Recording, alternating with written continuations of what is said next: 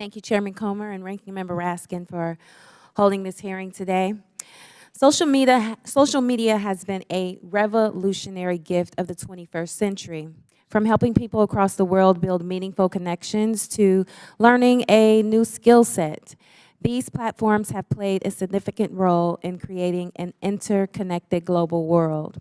When handled responsibly, social media serves as a useful resource with many positive outcomes. However, social media is not without its flaws, and the challenges are much larger than any specific incident or decision by one private company. Recently, social media has contributed to the rise and amplification of domestic extremist content and organizing. This is extremely concerning and, unfortunately, is contributing to the division of our society. According to an Anti-Defamation League survey, 66% of the LGBTQ+ respondents, that's a full 2/3, experienced harassment online. 37% of Jewish respondents and 34% of African Americans respondents said the same. This is truly disturbing. The power that social media has to inspire real-world action, both good and bad, is well known to all of us. And sadly, the hate online does not stay online. Social media has the power to influence not just here at home, but those who are watching us abroad. For example, an online disinformation campaign by a hostile foreign power can have the power to sway a close election.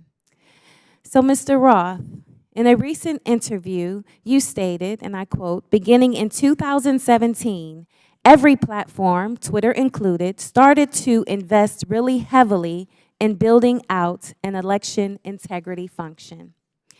So I ask, were those investments driven in part by bipartisan concerns raised by Congress and the U.S. government after the Russian influence operation in the 2016 presidential election? Thank you for the question. Yes, those concerns were fundamentally bipartisan. The Senate's investigation of Russian active measures was a bipartisan effort. The report was bipartisan. And I think we all share concerns with what Russia is doing to meddle in our elections. Thank you so much. Did those investments include better information sharing mechanisms with the federal government? Yes. I think one of the key failures that we identified after 2016 was that there was very little information coming from the government and from intelligence services to the private sector. The private sector had the power to remove bots and to take down foreign disinformation campaigns, but we didn't always know where to look without leads supplied by the intelligence community.